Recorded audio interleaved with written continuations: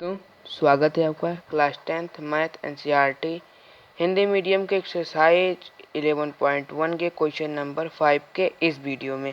आइए हम question number 5 पढ़ लेते हैं, फिर से सॉल्व करेंगे। क्वेश्चन नंबर 5 है, एक त्रिभुज ABC बनाएं। हमें एक त्रिभुज बनाना है ABC। BC बराबर 6 सेंटीमीटर और AB बराबर 5 सेंटीमीटर बनाएं और कोण ABC बराबर 60 अंश, ये देखिए 60 अंश है। फिर एक त्रिभुज की रचना कीजिए जिसकी भुजाएं ABC की संगत भुजाओं के 3/4 हो। मतलब हमें कुछ एक ऐसा त्रिभुज बनाना है, उसमें हमें इसके 3/4 बनाना है। इस प्रकार कुछ बनेगा। आइए हम इसका बनाने का शुरुआत करते हैं। पहले हम इसको मिटा देते हैं। आइए हम इसे मिटा देते हैं। आइए इसे शुरू करते हैं मेकिंग प्रोसेस। आज हम पहले 6 सेंटीमीटर की एक रेखा खींचेंगे BC। देखिए हम यहाँ पे देखिए हमारा 6 सेंटीमीटर आपको दिख रहा होगा। ये देखिए 6 सेंटीमीटर की एक रेखा हम खींचेंगे कुछ इस प्रकार। अगर आपको क्लियर ना हो रहा तो आप स्केल लेकर बैठें और बनाएं। 6 सेंटीमीटर की एक रेखा खींचिए। देखिए हमने एक रेखा खींची। अब हम ABC, ये पहले इसका नाम दे देते हैं BC। हमें क्योंकि यहाँ पे ABC बराबर हमें देखिए एक बार फिर से देख लेते हैं 6 सेंटीमीटर। ABC बराबर 60 अंश का कोण दिया है। देखिए अगर हमें कोण ABC दिया है तो बीच वाले इस B पे 60 अंश का कोण बनेगा। आइए हम चांदा की मदद से इस अंश पे B पे इस पे 60 अंश का कोण बनाते हैं। देखिए जो लाइन है और ये जो बिंदु है, ये दोनों मैच करना चाहिए, तभी हमारा कोण परफेक्ट बनेगा। देखिए ये हमारा ये हो गया और लाइन देखिए दोनों हमारा मैच कर रहा है। इधर से जो 60 अंश है, इस पे हम एक बिंदु पे निशान लगाएंगे 60 अंश पे। अब हम इसी पे एक लाइन ड्रॉ करेंगे। आइए हम लाइन खींच लेते हैं।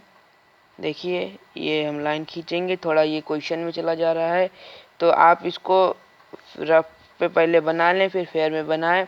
हम इसका नाम दे देते हैं y।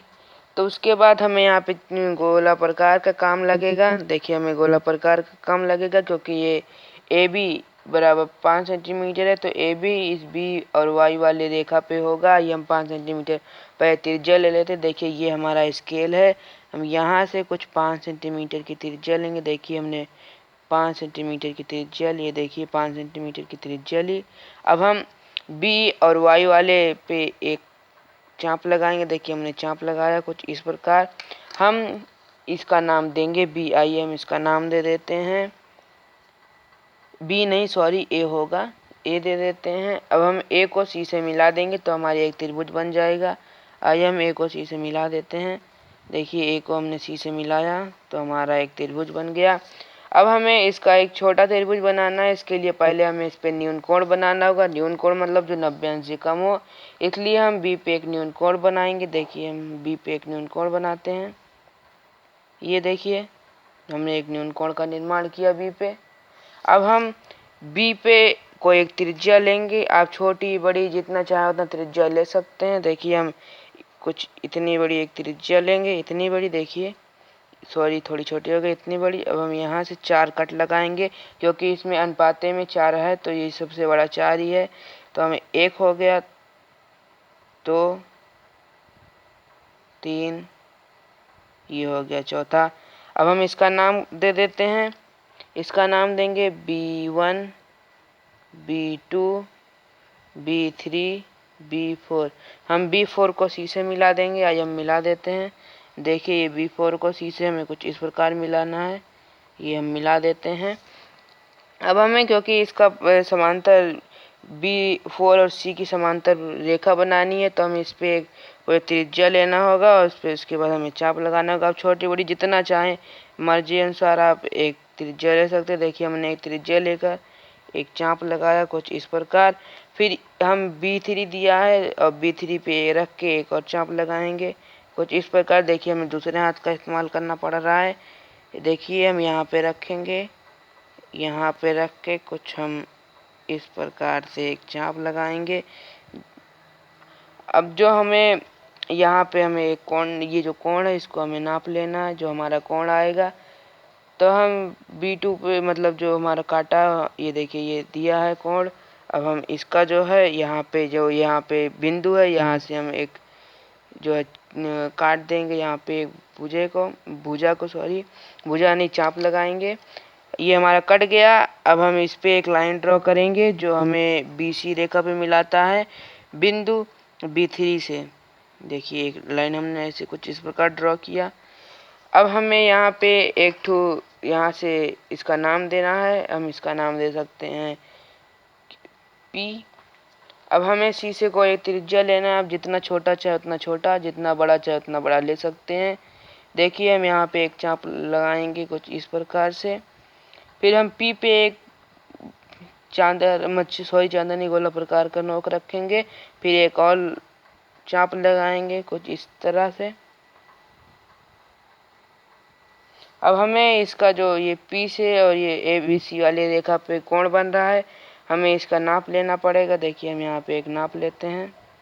देखिए हमने नाप लिया। ये लाइन थोड़ी तिरछी हो गई है, कोई बात नहीं। हम यहाँ पे P पे रख के ये जो हमारा दूसरा है, इसमें हम एक चाप लगा देंगे इस प्रकार। अब हम P को AB वाले बिंदु पे मिला देंगे चाप से होते हुए। देखिए हम मिला देते हैं P को AB बिंदु पर चाप से होते हुए। देखिए हमने मिला दिया कुछ इस प्रकार। अब हमें ऐसी रेखा को पहले मिटानी पड़ेगी क्योंकि हमारी ऐसी रेखा टेढ़ी हो गई थी, मैंने ध्यान नहीं दिया। हमने मिटा दिया। अब A को C से मिलाएंगे रेखा सीधी करके। देखिए हम A को C से मिलाते हैं रेखा सीधी करके। देखिए हमने A को C से मिला दिया। अब हमारा त्रिभुज ABC का 3/4 पैरेलल त्रिभुज, यहाँ पे नाम दे देना है हमें A'। अब हमारा त्रिभुज ABC का पैरेलल 3/4 त्रिभुज PBP तैयार। आइए हम इसकी रचना लिख लेते हैं। हमने रचना पहले से लिख के रखा है जैसे आपको क्लियर समझा सकें। देखिए ये हमारी रचना है। आइए हम देखते हुए क्या क्या किए हैं। वैसे लिखा हुआ है। पहले हमने सर्वप्रथम BC 6 सेंटीमीटर की एक रेखा खींची। BC 6 सेंटीमीटर की एक रेखा खींची। दूसरा है B को केंद्र मानकर 60 अंश का कोण बनाया हमने। यहाँ पे केंद्र मानकर ये B और Y एक 60 अंश का कोण बनाया। देखिए BY। फिर तीसरा है B को केंद्र मानकर B पर एक 5 सेंटीमीटर का चाप लगाया।